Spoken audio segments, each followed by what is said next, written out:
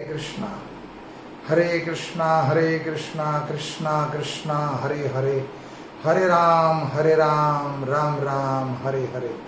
जगन्नाथ बलदेव सुभद्रा महारानी की जय, नरसिंहदेव भगवान की जय, राधा माधव मायापुर धाम की जय, अष्ट सखी राधा माधव भगवान की जय।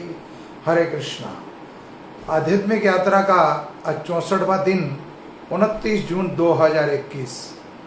तो हम भक्तों के चरित्र कर रहे हैं, जिसमें कल हमने भगवान के परम भक्त धर्मराज यमराज जी की कथा करी थी। तो आज हम भक्तों के चरित्र में 12 महाजन में से 7वें महाजन आ रहे हैं, जिनका नाम है कपिल मुनि। ये भी 12 महाजन में से एक हैं। तो बुद्धिमान कौन? कपिल मुनि साक्षात भगवान का अवतार है। नमो विष्णुपदाय कृष्ण पृष्ठाय भूतले श्रीमते भक्ति वेदांत स्वामीति नामिने, नमस्ते सरस्वती देवे गौरवाणी प्रचारणे, निर्विशेषा शून्यवादी प्राश्यता देश तारणे, जय श्री कृष्ण चैतन्य प्रभु नित्यानंदा, श्री अद्वैत गदाधर श्रीवासादि गौर भक्तविंदा। हरे कृष्णा कृष्णा कृष्णा हरे हरे, हरे राम राम राम हरे हरे। ओम अज्ञानम तिमिरम ध्यानस्य ज्ञानजना चला गया चक्षुरूपम येना, तस्मै श्री गुरुवे नमः। जगत गुरु श्रील प्रभुपाद गुरु महाराज गुरु परंपरा अनंत कोटि वैष्णव विंद की जय। कपिल मुनि भगवान का प्रागट्य अवतार है और ये माता देहूति और कर्दम ऋषि के पुत्र हैं। तो 12 महाजन में से एक हैं। और बुद्धिमान कौन? जिसमें आज 12 महाजन में से 7वें हैं कपिल मुनि। तो कपिल मुनि भगवान साक्षात सांख्य शिक्षा दी है अपनी माता को, देहूति को। तो पुत्र होकर भी अपनी मां को ज्ञान दे रहे हैं। कपिलो आख्यान, कपिल भगवान की शिक्षाएं, ये प्रख्यात है भागवतम में। तो भागवतम में कपिल मुनि का हम चरित्र पढ़ते हैं और माता देहूति और कर्दम ऋषि के। इनके पिता थे कर्दम ऋषि, जिनकी तपस्या बड़ी लंबे समय तक तपस्या करी कर्दम ऋषि ने। और कर्दम ऋषि की तपस्या से साक्षात भगवान प्रकट हो गए। उनकी तपस्या को देखकर भगवान के नेत्र से आंसू गिरे। तो उस स्थान का नाम पड़ गया बिंदु सरोवर। और बिंदु सरोवर में साक्षात भगवान के नेत्र से प्रकट हुए हैं ये। तो ये गुजरात में स्थान है सिद्धपुर में आज भी वो सरोवर है, बिंदु सरोवर। जैसे 4 सरोवर हैं, जैसे 4 धाम है, बद्रीनाथ, रामेश्वरम, जगन्नाथपुरी और द्वारिकाधीश। ठीक उसी तरह 4 सरोवर है, नारायण सरोवर, पंपा सरोवर, बिंदु सरोवर और मान सरोवर। तो ये 3 सरोवर जो है, नारायण सरोवर, बिंदु सरोवर और पंपा सरोवर, ये 3 सरोवर तो गुजरात में है। और एक कैलाश मान सरोवर। तो वो सरोवर है ये बिंदु सरोवर, जो 4 मान सरोवर में 4 सरोवरों में गिनती होती है। तो वहां भगवान कपिल का जन्म हुआ माता देहूति के गर्भ से। लेकिन परम विरक्त थे। जैसे सुखदेव गोस्वामी विरक्त है, वैसे कपिल मुनि भी विरक्त हैं। तो कोई संसार रचने की आवश्यकता नहीं है, संसार में लिप्त नहीं है। और जब साक्षात कपिल मुनि का अवतार कैसे हुआ? जब भगवान श्री कृष्ण ने कर्दम ऋषि और माता देहूति की तपस्या को और उसके प्रेम पारिवारिक संबंध को देखा, पारिवारिक संबंध को देखा। और कपिल मुनि के जो पिता हैं कर्दम ऋषि का समर्पण अपने पिता के प्रति।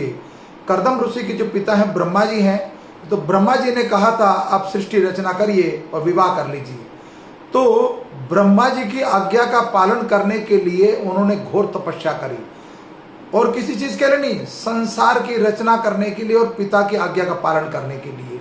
चाहते तो कुछ भी कर सकते थे वो। सामने भगवान प्रकट हो गए तो भगवान से मांगा तो मांगा क्या कि मैं विवाह करना चाहता हूं और मेरे योग्य कोई पत्नी दीजिए।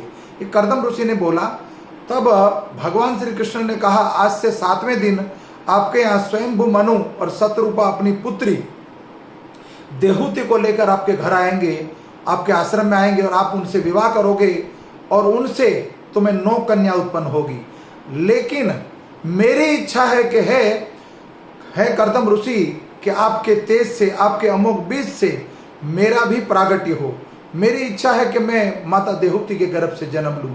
तो यहाँ भगवान श्री कृष्ण सामने से वर दे रहे हैं। मांगा नहीं कर्दम ऋषि ने और देहूति ने भगवान को, लेकिन भगवान किसी ग्रस्त परिवार में, कोई ग्रस्त धर्म पत्नी और धर्मपति ऐसा संबंध हो जो सब कुछ होते हुए भी संसार को ना पाने की इच्छा हो, संसार को भोगने की इच्छा ना हो, इंद्र तृप्ति करने की इच्छा ना हो, तो भगवान कपिल जैसा, भगवान श्री कृष्ण कपिल जैसा कोई महापुरुष भी प्रकट हो सकता है। तो हमारा दाम्पत्य जीवन इतना शुद्ध होना चाहिए कि भगवान भी उस कोख में आने के लिए तरसे। तो संसार में कोई ऐसा काज कीजो कि जब तू संसार में आए तो जग हंसे, लेकिन संसार से तू जब जाए, जब संसार में आते तो जग हंसता और जीव रोता है, लेकिन संसार में आया है तो कोई ऐसा काज करना कि तू हंसे और जग रोए।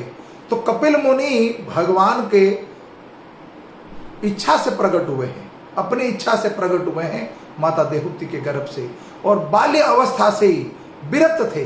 तो साक्षात वही भगवान कपिल मुनि है जो माता देहूति को ज्ञान दिया, सांख्य ज्ञान और ग्रस्त परिवार का ज्ञान। कपिल आख्यान पूरा पढ़ सकते हैं आप। और इतना दिव्य ज्ञान बताया भगवान ने अपनी माता को। जब 9 कन्या होने के बाद कर्दम ऋषि, पहले कर्दम ऋषि ने कहा था शतरूपा और मनु महाराज को विवाह होने के बाद जब संतान उत्पत्ति हो जाएगी आपकी पुत्री के गर्भ से, तो मैं परिवार को छोड़ के चला जाऊंगा। पिता भी विरक्त, माता भी विरक्त, तो पुत्र भी विरक्त होगा ना। जैसे माता पिता के लक्षण होंगे वही लक्षण पुत्र के अंदर आते हैं। तब 9 कन्या उत्पन्न हुई तो कर्दम ऋषि जाने को तैयार। तो कपिल मुनि ने तो वर दिया था, मैं आपके माता देहूति के गर्भ से जन्म लेना चाहता हूं। तो भगवान की इच्छा से माता देहूति ने बोला कि 9 कन्या हैं, आप तो वन की ओर जा रहे हो तपस्या के लिए, तपस्या करने के लिए, तो 9 कन्याओं को विवाह कौन करेगा, पालेगा कौन इसको? इतनी बड़ी जिम्मेदारी मेरे पे सौंप के जा रहे हो। तो मुझे अभी एक और इच्छा है मेरी आपसे, क्या कि मैं पुत्र उत्पन्न करना चाहती हूँ, और मेरे गर्भ से कोई पुत्र उत्पन्न हो तो पिता की जगह अगर पुत्र हो, पति की जगह अगर पुत्र हो तो वो भी घर की जिम्मेदारी संभाल लेता है। तो वास्तव में पत्नी को जाया बोला जाता है, पत्नी को जाया बोला जाता है इसलिए कि पुरुष को अपनी पत्नी के गर्भ से ही जन्म लेना होता है। पुरुष को अपनी पत्नी के गर्भ से ही जन्म लेना होता है, क्यों? उनका बीज है, अमोघ बीज। तो कर्दम ऋषि का जो अमोघ बीज था वो माता देहूति के गर्भ में गया, और उसी समय उनको भगवान के वचन, वो भगवान ने जो उनको वचन दिया था वो याद आ गया। क्या वचन दिया था? हे कर्दम ऋषि, मैं आपकी पत्नी के गर्भ से जन्म लेना चाहता हूं। तो ठीक है, 10वां जो पुत्र होगा वो भगवान कपिल होंगे। तो ऐसा दाम्पत्य जीवन हो कि भगवान भी आने के लिए उस स्थान में, उस कोख में तरसे। तो धर्म पत्नी और धर्म पति का ये कर्तव्य है कि संतान को भक्ति कराएं हम। तो माता और पिता का सबसे बड़ा ये कर्तव्य बनता है। वैसे तो भागवतम में 5वें स्कंद में ऋषभदेव बोलते हैं कि वो पुत्र पुत्र नहीं, माता माता नहीं, भाई भाई नहीं, पिता पिता नहीं, गुरु गुरु नहीं, अगर वो भगवत प्राप्ति ना करा दे तो वो सब धर्म पाखंड है। इसलिए पति और पत्नी का और माता और पिता का संसार के जो भी संबंध है उनका सबसे बड़ी लायबिलिटी, सबसे बड़ी जिम्मेदारी है उसको भगवत प्राप्ति कराए। तो साक्षात यहाँ तो भगवान प्रकट होने वाले हैं। तो कर्दम ऋषि की और माता देहूति की संतान है कपिल मुनि, और कपिल मुनि प्रकट हुए और माता देहूति का और कर्दम ऋषि का उद्धार किया। तो ये कपिलो आख्यान, कपिल भगवान की शिक्षाएं माता देहूति को सुनाई जाती हैं, बड़ी व्याख्या से विस्तार से वर्णन है भागवत में, लेकिन हम तो 12 महाजनों के अलावा भक्तों के चरित्र को सुनाना चाह रहे हैं कि बुद्धिमान कौन है। तो बुद्धिमान में जितने भी भक्तों के चरित्र बोल रहे हैं सब बुद्धिमान है। तो संसार में सब कुछ होते हुए भी पाने की जो इच्छा ना हो, मात्र एक ही इच्छा हो, भगवत प्राप्ति की। तो यहाँ तो भगवान ही प्रकट हो गए, तो अपनी माता को क्या कराएंगे, वो भगवत प्राप्ति कराएंगे और संसार से विरक्ति दिलाएंगे माता और पिता को। ऐसा को विरला पुत्र हो।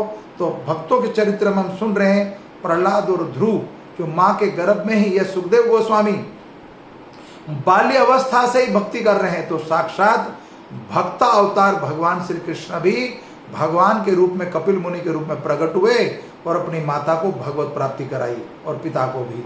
तो यही कपिल मुनि जो हैं, इन्होंने ही जब सगर के 60,000 पुत्रों को, जब अश्वमेध यज्ञ चल रहा था और सगर के पुत्रों को जो भस्म कर दिया था दृष्टि खोलते ही, वैसे तो इंद्र ने घोड़ा चुराया था अश्वमेध यज्ञ का और कपिल मुनि के आश्रम में उसको छुपा दिया था और नाम आ गया कपिल मुनि का।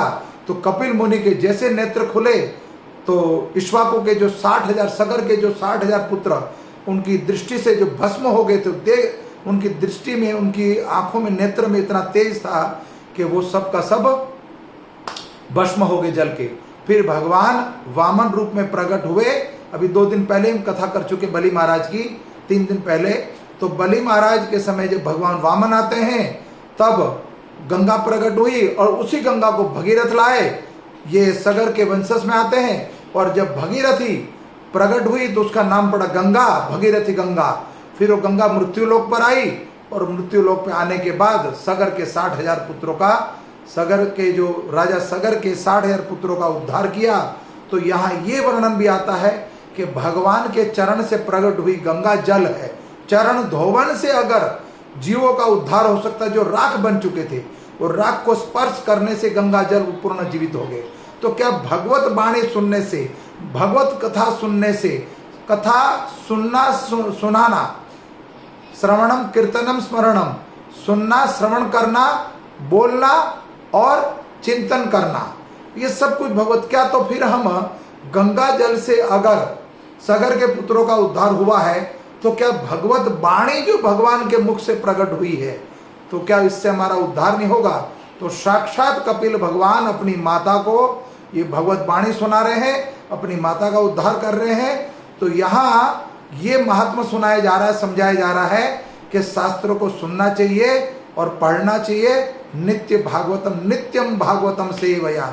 जो व्यक्ति ये नियम को फॉलो करेगा वो इसी जन्म में भगवत प्राप्ति करेगा, उसमें कोई शंका नहीं है। धन्यवाद। कथा में कोई त्रुटि रह गई हो क्षमा चाहता हूँ। पुनः फिर आपसे कल मिलेंगे।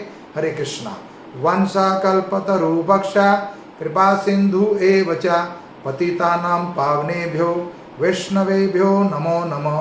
भगवान कपिल की जय। हरे कृष्णा।